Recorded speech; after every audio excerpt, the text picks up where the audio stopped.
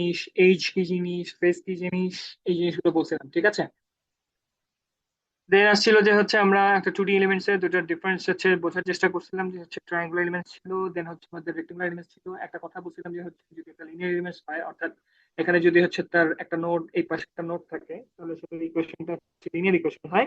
এবং এই ধরনের পড়াশোনা হচ্ছে আপনারা যদি হায়ার স্টাডিজ এ পড়েন আর কি, অর্থাৎ মাস্টার্স এ যদি মেকানিক্যালি করেন এবং যদি ফাইনাইট এলিমেন্ট এনালাইসিস এই নামের একটা কোর্স আছে সেটা যদি করেন, তখন দেখবেন যে হচ্ছে আপনাদেরকে এগুলো ক্যালকুলেশন গুলো দেখাচ্ছে।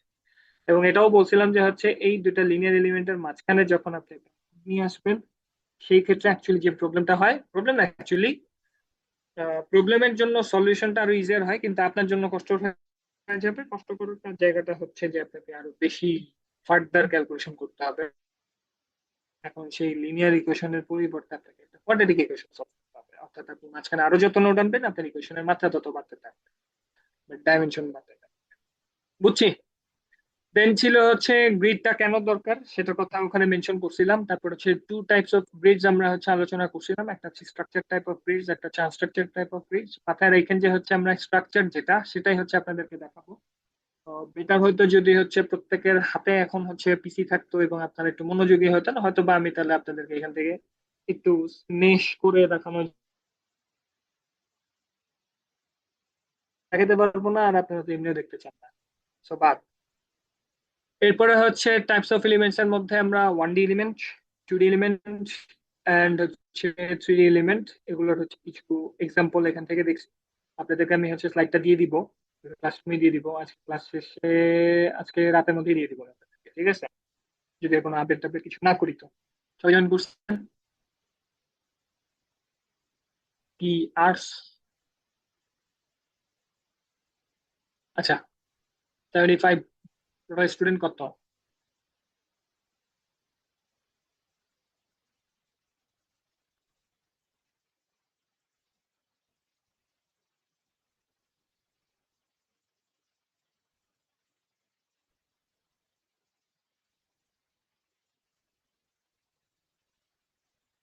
ঠিক আছে, সামনে আগে টাইপস অফ মেশ। আমরা হচ্ছে আমাদের মেশটাকে সাইজের উপর ডিপেন্ড করে, অর্থাৎ এলিমেন্টের সাইজের উপর ডিপেন্ড করে তিনটা ভাগে ভাগ করতে পারি মেইনলি। কোর্স মেশ বা একটু যেটা এলিমেন্টস গুলোতে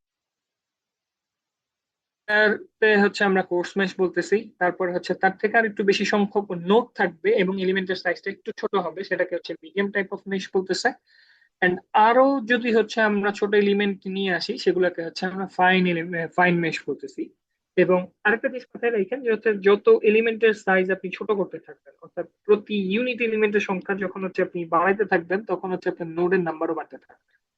তো স্যার দুই তিনটার মধ্যে আমরা ডিফারেন্সিয়েট কি করে করব, এর পরের ছবিটা দেখেন, তাহলে হচ্ছে আপনি ধরতে পারবেন যে আসলে কি করে ডিফারেন্সিয়েট করবেন। দেখেন তো তিনটার মধ্যে কি ডিফারেন্স বোঝা যায়?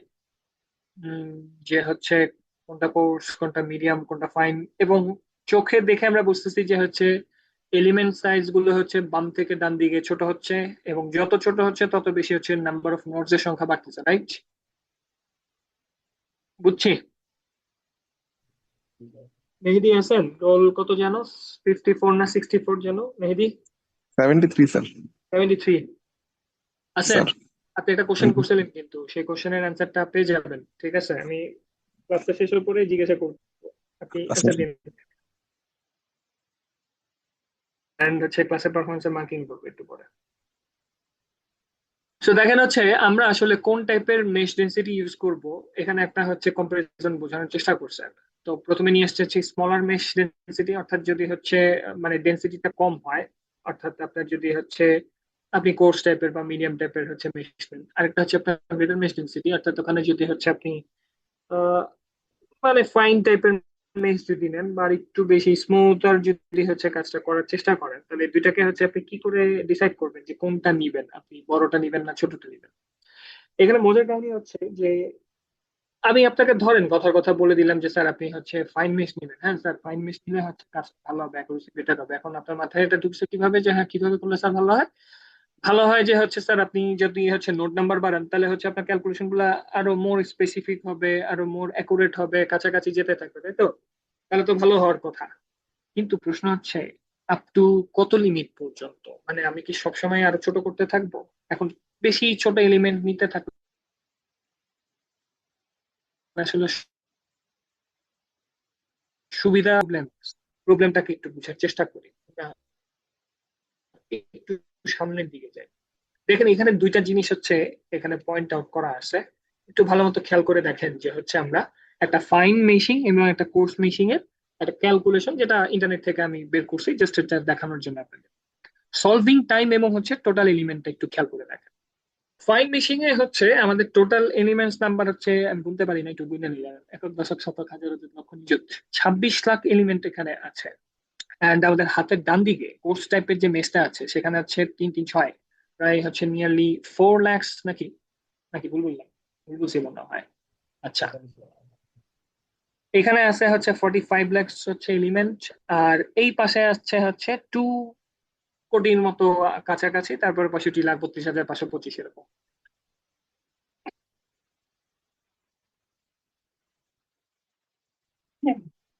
সরি, এখন একটু স্যার খেয়াল করে দেখেন তো আপনার সলভিং টাইমটার মধ্যে একটা ডিফারেন্স আছে না?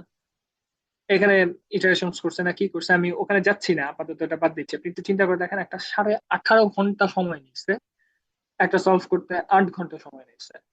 এখন প্রশ্ন হচ্ছে যে স্যার আমি কোনটাতে ট্রেড অফ করবো অ্যাকচুয়ালি, এলিমেন্টস নাম্বারে নাকি হচ্ছে টাইমে, এবং মানে আমি আর কত এলিমেন্ট নিতে থাকবো? এটাই তো আমাদের একটা প্রশ্ন, তাই? বুঝছি। স্যার অ্যাকুরেসির পার্সেন্টেজটা দেখা যায় না। অ্যাকুরেসির পার্সেন্টেজ বলতে স্যার? বাট কোনটা, কোন মেশিনটা নিয়ে ইউজ করলে আমি মোর অ্যাকুরেট রেজাল্ট পাই? এটাকে আপনি কিসের সাথে রেফার করবেন বা কিসের সাথে তুলনা করবেন যে পার্সেন্টেজটা নিয়ে আসবেন? স্যার এমনি টাইমের না সাথে। স্যার। টাইমের সাথে? টাইম স্যার কি এখানে একটা প্যারামিটার হতে পারে যেটা সাপেক্ষে আমি ক্যালকুলেশন করলে আমার পার্সেন্টেজ অফ অ্যাকুরেসি আর এররটা বের করা যাবে? আই গেস না স্যার। হ্যাঁ, থ্যাংক ইউ। তাহলে কি হতে পারে? Mehedi, good question. Ratul, good try. আমাকে একটু বলেন যে আসলে কি হতে পারে। স্যার এখন এক এক প্রিভিয়াসলি প্রোগ্রামে তো এক এক ধরনের। হ্যাঁ, বলেন বলেন। প্রিভিয়াসলি যদি ওই টাইপের এক্সপেরিমেন্ট করা হয় ওটাকে স্ট্যান্ডার্ড ধরে। গুড, তার মানে হচ্ছে প্রিভিয়াসলি যদি ওই ধরনের কাজ কোনোটা করা হয়ে থাকে, এখন ধরেন যে হচ্ছে আপনি এমন একটা জিনিস নিয়ে আসছেন যেটা আগের কাজের থেকে একটু ডেভিয়েশন আছে, অর্থাৎ deviation in a that sense যে হচ্ছে যেখানে আপনি জিনিসটাকে মডিফাই করছেন। ধরেন জিওমেট্রিটা খুব সিম্পল ছিল, একটা পাইপ ছিল, সে পাইপের জিওমেট্রির মধ্যে আপনি দুইটা পাংখা লাগাই দিচ্ছেন। আপনি চিন্তা করলেন ওয়াও নাইস, এই ধরনের জিনিসপত্র তো কেউ কখনো চিন্তাই করেন না, আমি এখন এটা সিমুলেশন করবো। সো আপনি এখন এটাকে একটা কাজ করতে হবে। সবাই ঘুরে ফিরে ওই একটা ওয়ার্ড ইউজ না করেই জাস্ট জিনিসটাকে বোঝানোর চেষ্টা করতেছে যে স্যার আমি এই কাজটা প্রিভিয়াসলি কোনো কিছুর সাথে যদি কাজ করি সেটাকে আমি কি যেন বলি, ভ্যালিডেশন বলে, তাই না? যে আরেকজনের প্রতিষ্ঠিত কোনো ডেটার সাথে হচ্ছে আমি জিনিসটাকে ভ্যালিডেট করার ট্রাই করবো, এটাই তো, তাই না? ওখান স্যার থেকে কি অ্যাকচুয়ালি হচ্ছে আমরা এই আইডিয়াটা জেনারেট করতে পারি না যে আমার কাজটা যেহেতু আগের জনের কাজটা সর্বজন দ্বারা স্বীকৃত ছিল, তাহলে তার কাজটাকে যদি আমি ঠিকঠাক ধরে নিই, আমি যেহেতু হচ্ছে নিউমেরিক্যালি কাজটা করতেছি, তার ওই কাজের থেকে কতটুকু হচ্ছে রেজাল্টের ডিভিশন আসছে সেখান থেকে তুমি পার্সেন্টেজ অফ এররটা বের করতে পারি, তাই না? স্যার তো ওরকম কাজ আগে না হইলে? আহ এই যে আমি বললাম যে আপনি একটা পাংখা লাগাইছেন পাইপের মধ্যে, এটা কি এর আগে কেউ কখনো লাগাইছে বা চিন্তা করছে? না স্যার। তো ধরেন যে হচ্ছে আপনি একটা ড্রোনের মডিফিকেশন নিয়ে আসছেন, এতদিন ড্রোনে হচ্ছে 4টা করে হচ্ছে আপনার কি বলে মোটর ছিল, ওখানে হচ্ছে 4টা করে হচ্ছে আপনার এরকম পাখা ছিল ধরেন। আপনি চিন্তা করছেন যে আমি আরো 2টা ওখানে ইনস্টল করবো, এখন এই ধরনের কাজ কেউ করে নেই। তো তাহলে আমাদেরকে কি করার লাগবে, এই নিউমেরিক্যাল কাজটা করার জন্য যেটা অ্যাভেলেবল ওয়ার্ক আছে সেটা দিয়ে আগে ভ্যালিডেট করবেন আপনি। দেন হচ্ছে আপনার ওই সেম বাউন্ডারি কন্ডিশন সেম ক্যালকুলেশনের জন্য আপনি আপনার নতুন যে কাজটা সেটা, যদি কোনো এক্সপেরিমেন্টাল কাজ খুঁজে না পাওয়া যায়, যদি আপনার আগে কেউ ওই ধরনের কাজ না করে থাকে। বুঝতে পারছেন?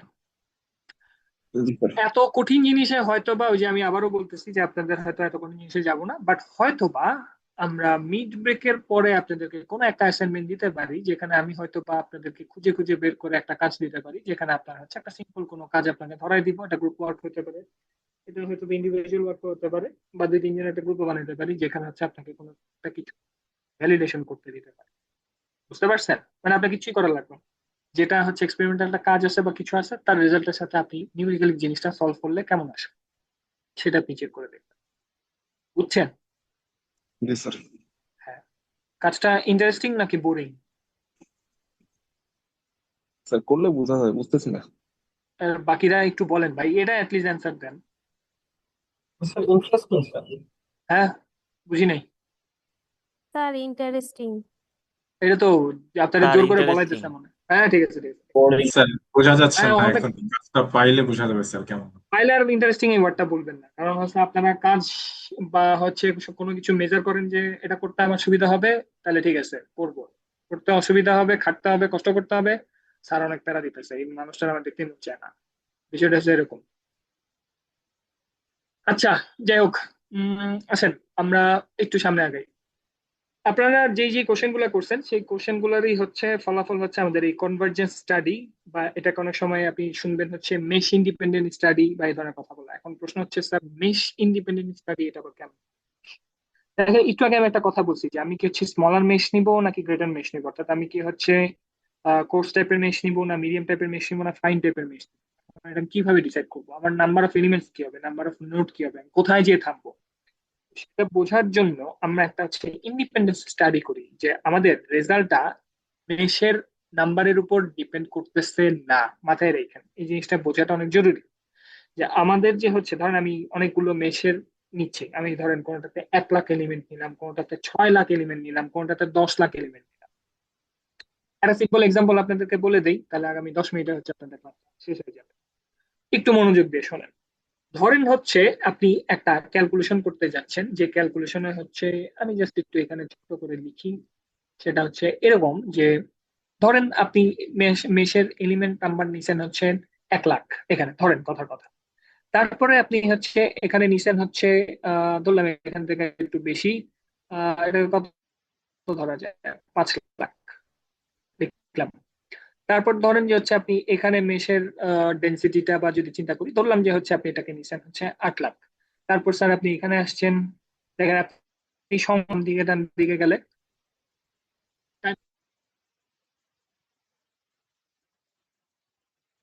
টাইমটা বাড়ে কিসের জন্য? Actually, আপনি নোডের নাম্বার বাড়ায় দিচ্ছেন, এখন নোডের সংখ্যা বেড়ে যাওয়ার কারণে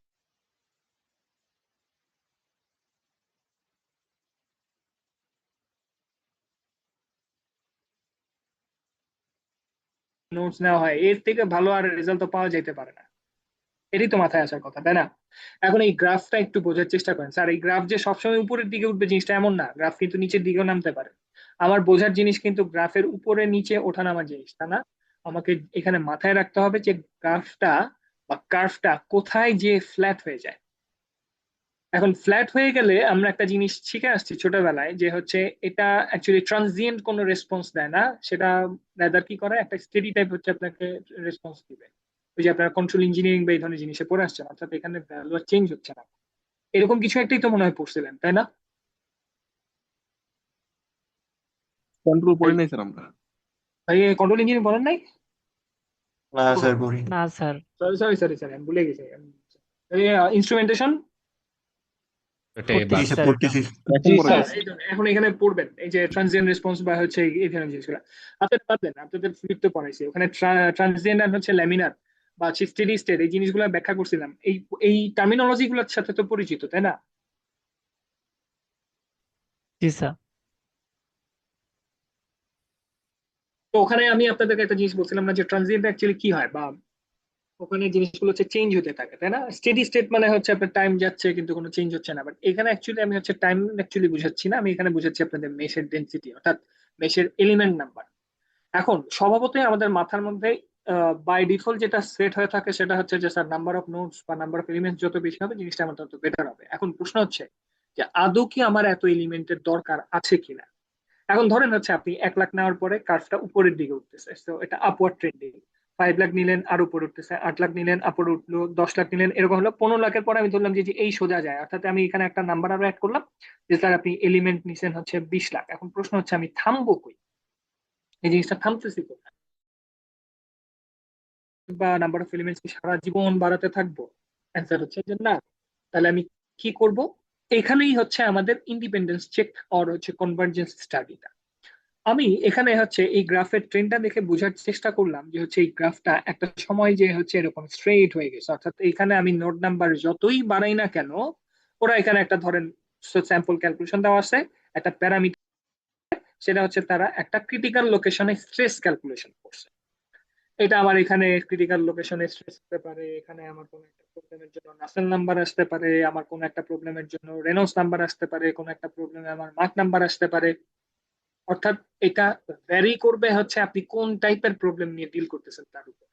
তো আমি ধরলাম যে আমার এখানে যে জিনিসটা মেনশন করা আছে সেটা একটা ক্যালকুলেশন থেকে নেওয়া, যে ক্যালকুলেশনটাতে এরা একটা স্ট্রেস ক্যালকুলেশন করতেছিল, যেটা একটা ক্রিটিক্যাল লোকেশনে ছিল।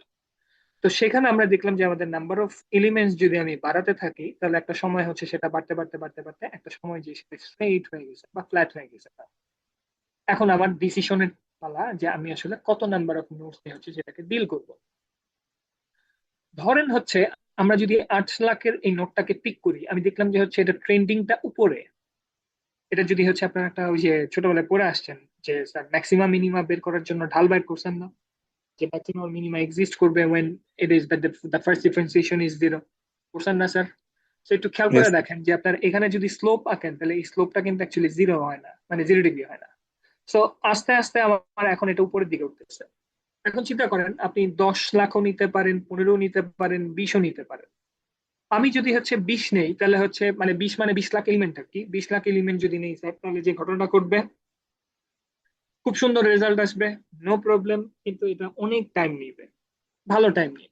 15 লাখ এলিমেন্ট নিয়ে যদি আমি ডিল করতে পারি, সেটা রেজাল্টও 20 লাখের কাছাকাছি আসবে, বাট সেটা কি হবে স্যার, টাইমটা একটু কম লাগবে। আমি যদি 10 লাখ নেই সেটা আর একটু কম আসবে। এখন প্রশ্ন হচ্ছে স্যার আমি নিব কোনটা? এই জন্য দেখেন ওরা একটা হচ্ছে 5% ব্যারিয়ার রেখে দিছে, যে হচ্ছে এমন যদি হয় যে আপনার রেজাল্টটা 5%-এর মধ্যে হচ্ছে ভ্যারি করে, বা আপনি যদি কখনো কোনো পেপারের জন্য হচ্ছে লেখেন, আপনি নিউমেরিক্যাল যদি কোনো ক্যালকুলেশন করেন, সেটার এরর তো অবশ্যই থাকবে, এরর ফ্রি তো আর আপনি কাজ করতে পারবেন, সেটা হচ্ছে একসেপ্টেবল ইউজুয়ালি হয় হচ্ছে 5%। ট্রাই করবেন অলওয়েজ লেস দেন 5% রাখার জন্য।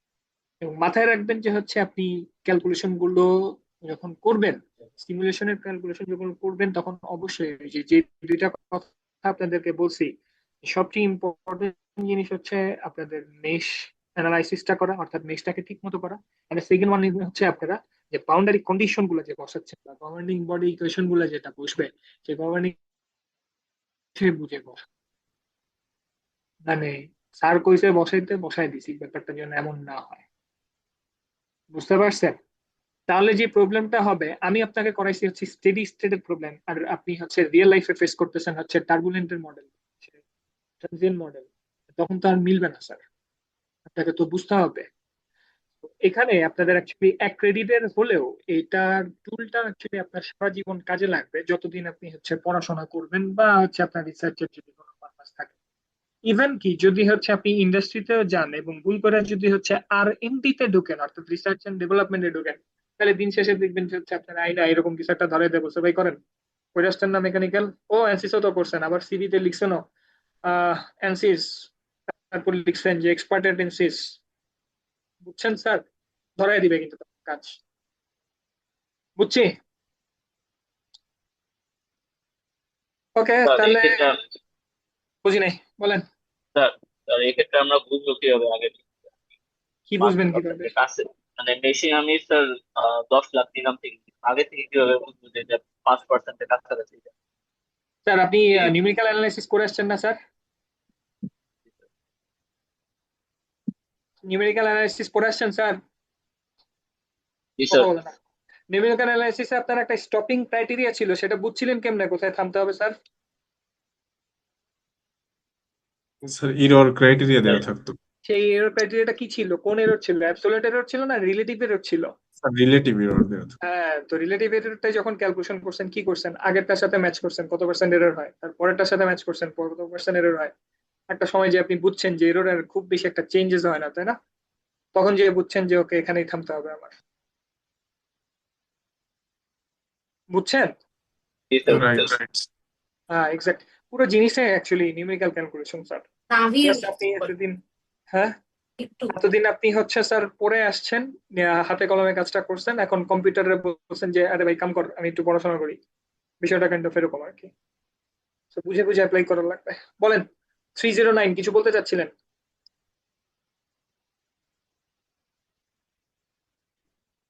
নাকি ভুল স্যার করে? মনে হয় ভুল করে আচ্ছা, ওপেন ভুল করে, হয়েছে। সমস্যা নেই, ঠিক আছে, সমস্যা নেই। ওকে, এটাই হচ্ছে আপনাদের ক্লাস, যেটা একটু ক্লাসে দেখাতে পারলে বেটার হতো। আমি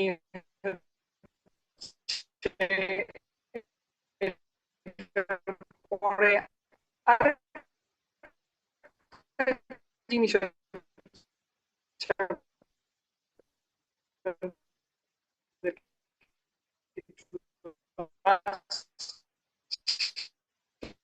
এই স্লাইডে দেখাবো। এটা দেখানোর পর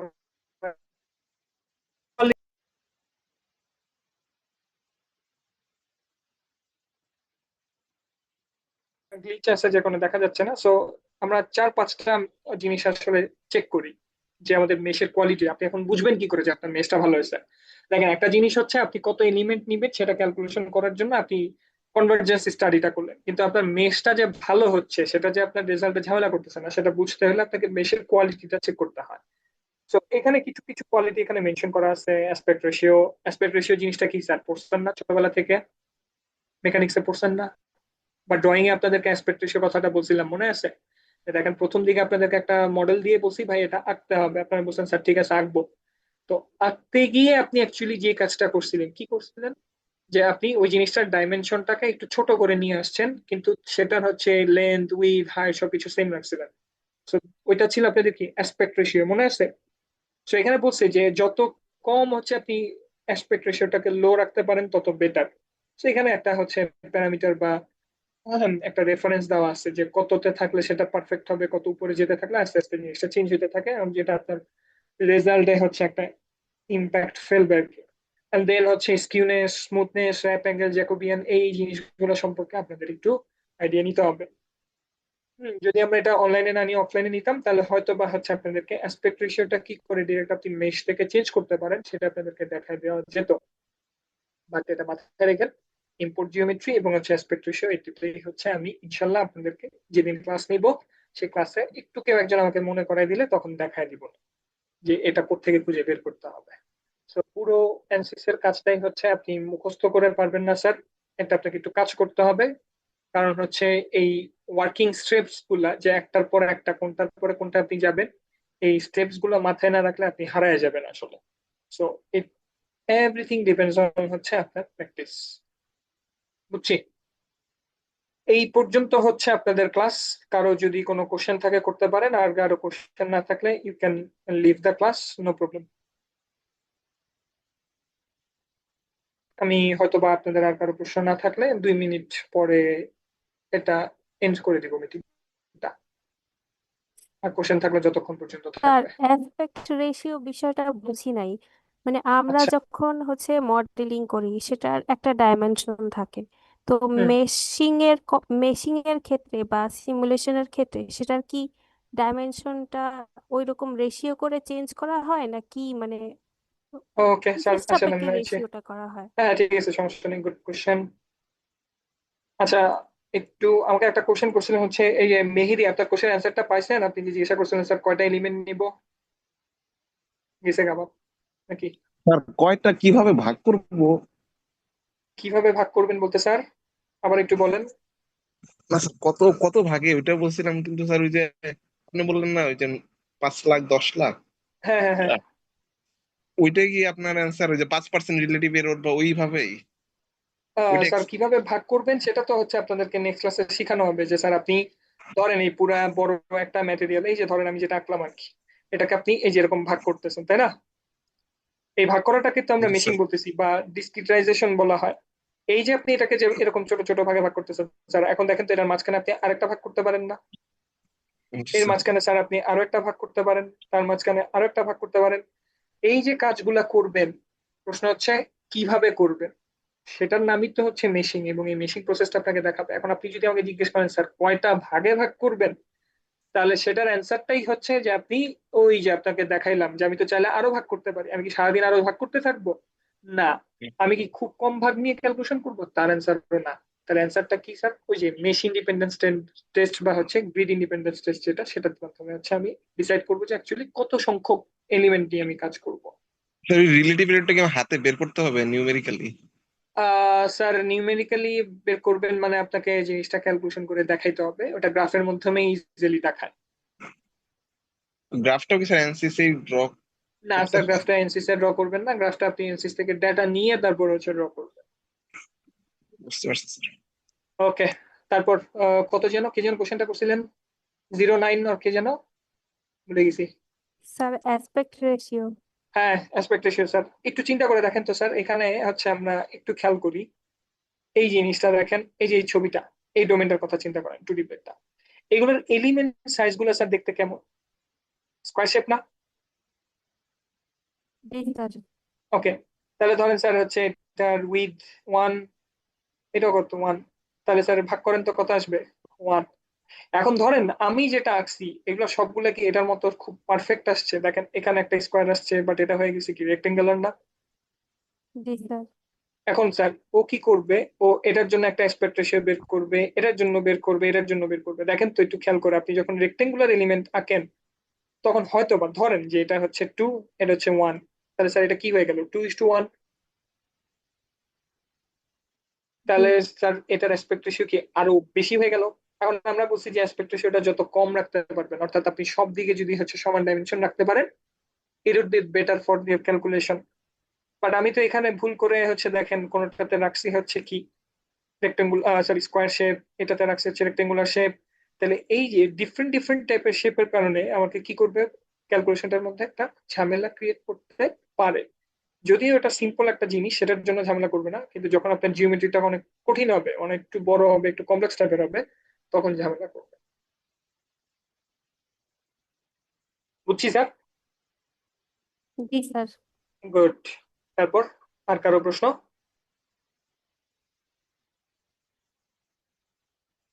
থ্যাংক ইউ। আর কারো প্রশ্ন? এই মিশু আছে ক্লাসে? স্যার বলেন স্যার। স্যার আমার একটা সফটওয়্যার রিলেটেড একটা প্রবলেম আছে। এটা আমি মানে করার সময় খুঁজে পাইছি নিজের ল্যাপটপে। স্যার মেইনলি মানে কোনো ডিজাইন করার সময় গ্রাফিক্স ইরর দেখে, মানে কাইন্ড অফ মানে একটা আমি সার্কেল রাখতেছি, সার্কেলের জায়গায় অন্যরকম কিছু একটা স্কেচ চলে আসলো। তো এটার রিজন কি হতে পারে স্যার? মানে একটু আবার যদি বলেন জান স্যার, বুঝিনি। একটু স্যার, আবার মানে বলেন। আমি করার সময় মানে এটা আমার নিজের ল্যাপটপে খেয়াল করছি। এটা মানে স্যার আজকের কনটেক্সটের বাইরে জিনিসটা হচ্ছে স্যার, আমি যখন কোনো ডিজাইন করতে যাই, ধরেন কোনো সার্কেল বা কোনো রেক্ট্যাঙ্গেল, তো হ্যাঁ, ওইখানে আর কি গ্রাফিক্স ইরর দেখে কাইন্ড অফ। গ্রাফিক্স ইরর বলতে কি, ওখানে আপনার মানে অন্যরকম একটা কোয়ালিটি চলে আসে। মানে আপনি সার্কেলটা ড্র করতে পারেন না? হ্যাঁ, ড্র করা হয় না আর কি মেইনলি। মানে ওটা থামে না, তাই তো? থামে এটা না তো আর কি, হ্যাঁ। এটা তো একটু দেখতে হবে স্যার। এই আপনার রোল নাম্বারটা বলেন। স্যার 45। 45, সেকশন এ না বি? স্যার। কালকে ক্লাস আছে? স্যার হ্যাঁ স্যার, শিডিউল অনুযায়ী তো আছে। হ্যাঁ, শিডিউল অনুসারে তো থাকার কথা। হুম। কালকে যে ক্লাসে হচ্ছে আপনি এটা স্যারকে দেখাবেন, আমি যদি থাকি আমাকে দেখাবেন, নাহলে যে স্যার থাকবে ফাইম স্যার ক্লাস নেওয়ার কথা কালকে, স্যারকে যে হুম। হচ্ছে ক্লাস শুরুর আগে উনি যদি একটু পিছনে থাকে স্যারকে দেখাই নিলেন যে স্যার এটা একটু। আপনার কি ল্যাপটপ না পিসি? Sir laptop. তাহলে তো ল্যাপটপ নিয়ে আসবেন কালকে, আমি আশা করতেছি, নাকি নাকি আনবেন হ্যাঁ না? স্যার। হ্যাঁ স্যার, স্যার হ্যাঁ, অবশ্যই। তো নিয়ে আসলে তখন হচ্ছে একটু স্যারকে দেখায় আর কি যে স্যার এই ইস্যু, বা আমি যদি থাকি তাহলে আমি একটু ট্রাই করবো না আপনার প্রবলেমটাকে বুঝার, দেখে তারপরে হচ্ছে ওটা সলভ করা। হ্যাঁ স্যার, ঠিক আছে। ঠিক আছে, থ্যাংক ইউ। আর এনিওয়ান আসসালামু আলাইকুম এলস? স্যার। ওয়ালাইকুম আসসালামু আসসালাম। আলাইকুম স্যার। স্যার হ্যাঁ, ক্লাসে আসছি। ধন্যবাদ মিশু। জি স্যার, ওয়েলকাম আবার গেছে গা। আচ্ছা, বাকি যারা আছেন, যাদের হচ্ছে হলে ডিনার বা এরকম কিছু আছে, আপনারা যেতে পারেন, কোনো সমস্যা নেই, যদি কারো কোনো প্রশ্ন না থাকে।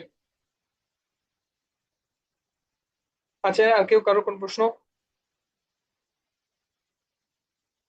আমি ক্লাসটা এন্ড করে দিব সিয়ার। কোর্স ম্যাটেরিয়ালটা যদি ইউনিপ্লেক্স হয়, আচ্ছা ঠিক আছে, দিব না ইউনিপ্লেক্স, টাইম মতো দিয়ে দিবেন, তো আমি বলছি ক্লাসে।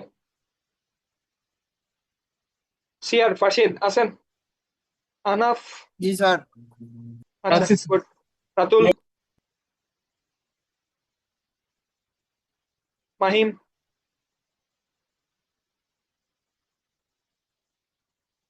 ক্লাস আমি এন্ড করে দিলাম যদি কারো কোনো প্রশ্ন না থাকে। জি sir. Okay, thank you everyone join করার জন্য শর্ট নোটিসে। Thank you. আসসালামু আলাইকুম।